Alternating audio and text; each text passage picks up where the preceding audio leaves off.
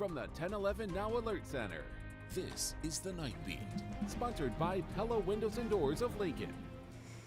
Good evening and thank you for joining me. I'm Jessica Blum with your headlines for Wednesday, May 13th.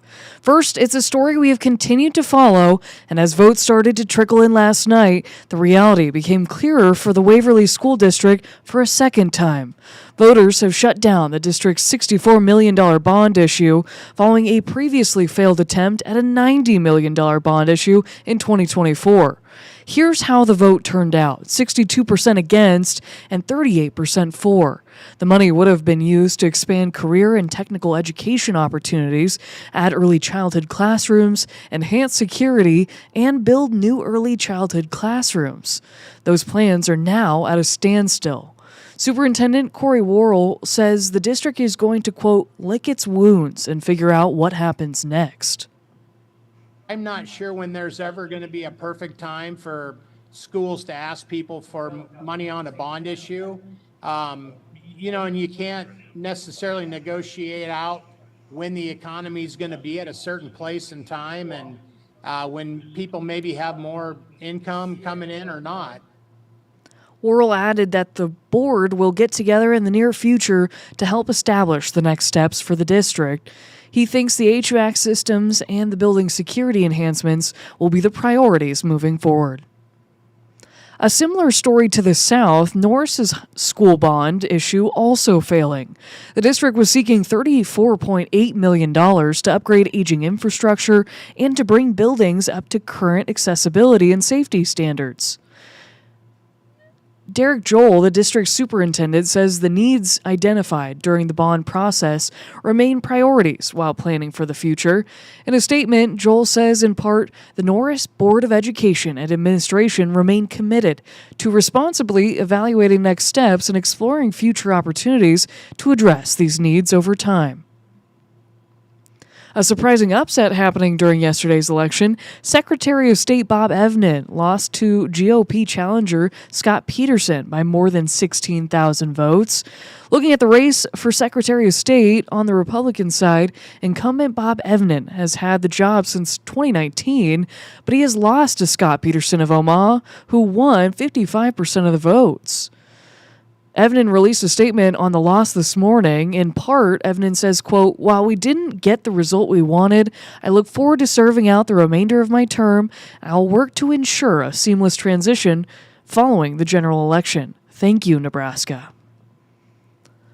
One of the time-honored traditions of voting is getting a sticker afterward. And yesterday you might have been offered a sticker that looked like this. This sticker features a drawing of Nebraska's state bird, the western meadowlark, the winning illustration for the inaugural I Voted sticker contest. The artist, Katie Nealand, is the Associate Director and Communications Coordinator for UNL Center for Great Plains Studies, and she says her line of work inspires her artwork. The Songbird's tune, her driving inspiration when designing her submission. I thought about turning the song into the I Voted part of the sticker, and sort of like the meadowlark is celebrating voting through his song. If you're looking to learn more about Nealand's art, there's more to find on our 1011 Now website. Lincoln police are investigating another burglary at Romantics near 10th and Arapahoe Streets. Officers were sent to the store around 4 a.m. after an alarm went off. LPD says a man wearing black clothing broke out a window and went inside. He took several items before leaving. Police think the suspect in this burglary is possibly connected to a burglary at that store last month. Anyone with information is asked to call police with that number at the top of your screen. In other crime news tonight, Omaha police are trying to figure out who robbed an armored car crew at gunpoint this afternoon outside of a bank at the L Street Marketplace. OPD was called out to the First Interstate Bank just after 11. They learned the armed suspects were wearing masks and walked up to a Rochester armored car while they were working on an ATM. There was a small fight and the suspects took off with an unknown amount of cash. One person with the armored car company reported some pain. Investigators now are looking into any similar incidents and are on the lookout for an F-150 truck with Woodhouse dealer license plates. The Grand Island woman accused of stealing hundreds of thousands of dollars from customers at a headstone business is still incompetent to stand trial. But a judge has delayed a formal ruling while waiting for an additional evaluation. 48-year-old Kelly Lepler is facing 46 counts of theft by deception, accused of taking money from customers for headstones that were never delivered, totaling out to more than $200,000 lost. We are continuing our coverage tonight on the developmentally disabled community's fight for answers about a new assessment tool and how it may be inaccurately putting Nebraskans into inappropriate funding tiers, which affects how much money they receive for care. Today, during a routine Developmental Disabilities Committee meeting, committee members asked DHHS about why some appeals are not getting a better result. DHHS Developmental Disability Director Tony Green says having documentation is vital. He alleges some people are making potentially false statements to get into a higher funding tier. He gave a recent example of an individual claiming there were issues with incontinence, even though they've never claimed that previously. We contacted the school and they said never has there been an issue with incontinence, but because it's a crossroads in the hierarchy that says, okay, if you answer this, you're going to go here to intermediate. If you don't, you're going to go here to basic. He says examples like that are why the state is saying there has to be documentation to prove what is said is true. There's a lot more to this one up on our website as well. In sports news tonight, prior to this season, Will Bolt had not won a season series against Creighton. In 2026, Bolt and the Huskers take all 3 games against their in-state rival.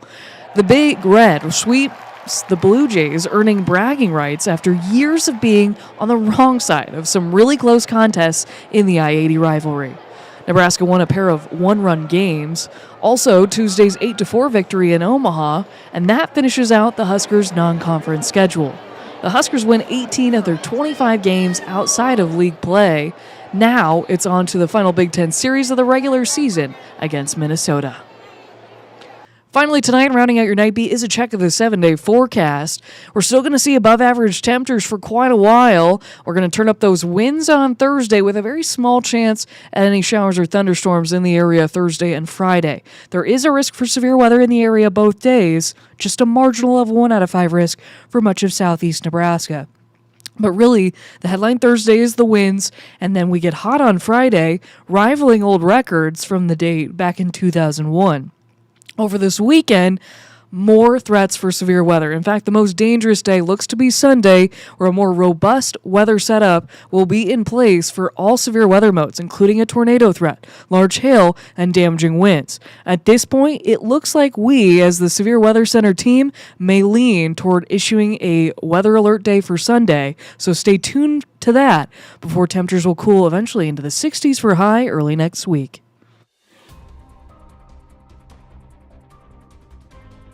You've been listening to The Night Beat. Sponsored by Pella Windows and Doors of Lincoln.